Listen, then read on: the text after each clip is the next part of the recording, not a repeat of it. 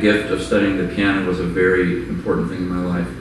We didn't have a lot of financial resources. My father died when I was very young. My mother really kicked into gear and gave us amazing gifts of piano lessons and ballet lessons for my sister and art lessons for my brother. And she would say that she's not an artistic person herself, but she really wanted her children to fulfill their talents, which is an amazing gift. And I remember the first week I was at the School of the Arts, I found people of like minds, and it's like, you haven't been the crazy outcast all these years. These people really do exist, and you're one of them. And it was just a very healing thing not to be the oddball, but to fit in immediately. You know, that was an incredible thing for a 15-year-old. This is my last year in my 50s. I'll be 60 at the end of this year. So it's kind of maybe a little bit of a wake-up call, because I love writing for the voice so much and working with words, and probably 1,000 people have said to me, when are you going to write an opera? So that's definitely something that's been cooking for years, and the right project hasn't quite lined up with the right people, but I definitely would regret that on my deathbed if I had not written an opera or two. I probably derive as much sustenance, a lot of people call it inspiration, from visual things as I do verbal things or musical things. And I spend a great deal of my time looking at art books, going to museums. When I travel, I usually go to museums rather than go to concerts, because it just feeds me more directly. So there may be a visual component to this operatic kind of thing.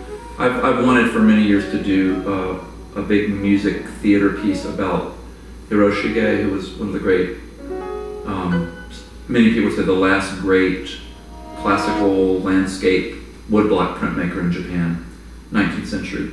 And his work is a great passion of mine.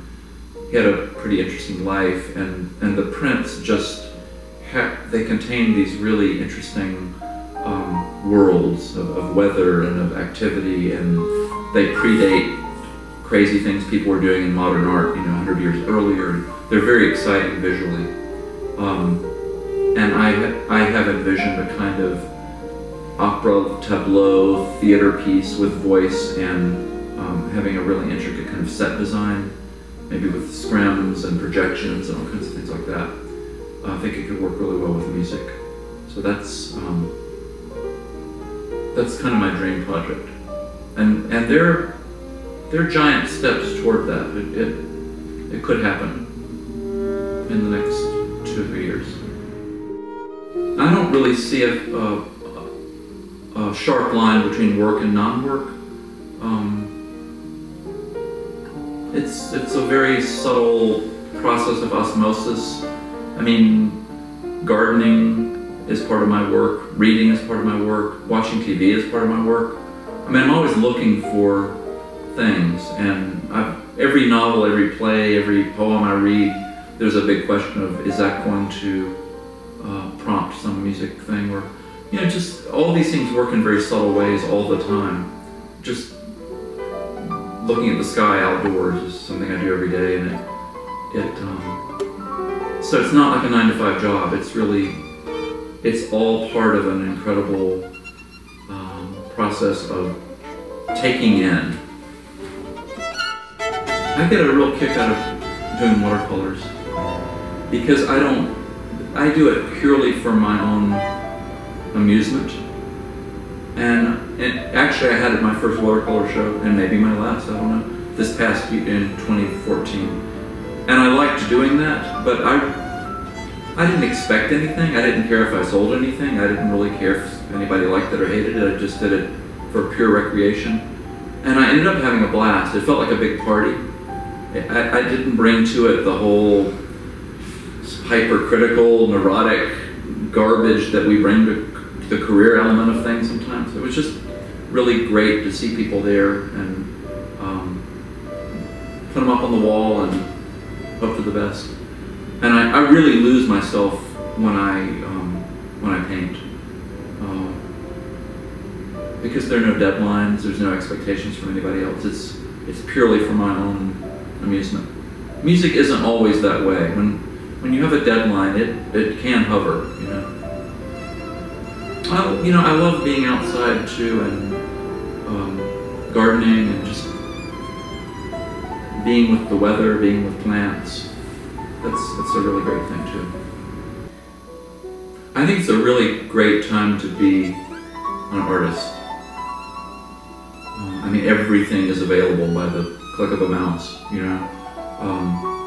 People are bringing together world music and pop music and concert music and singer-songwriter music in really interesting ways. So a lot of genres are getting blurred, and I think this whole idea of classical music being this stuffy, aristocratic, old folks thing is dissipating, which is great. It's because I've never been in it for the snob appeal. It's the music that's spoken to me the most deeply. But I work with a lot of younger composers, and that keeps me very open and young in a way. And they don't have these divisions that people of my generation had, that here's jazz, here's rock, here's classical music, here's Broadway music. They really seem to take in the best of what they're attracted to, and I think that's very, very healthy for all the genres. I think these cross-fertilizations are really exciting. Mahler said, the younger generation is always right, and I love that. I love it, really. There's room for everybody's personal vision. It's a lot of times it can feel very competitive, you know, that everybody's fighting for the same thing. But there's plenty of room for beauty and expressivity in the world. It's not a competition. We want to hear what you have to say, you know. That's the challenge of teaching, is to try to weed through all the technical stuff and highlight what's important about the person whose music you're looking at.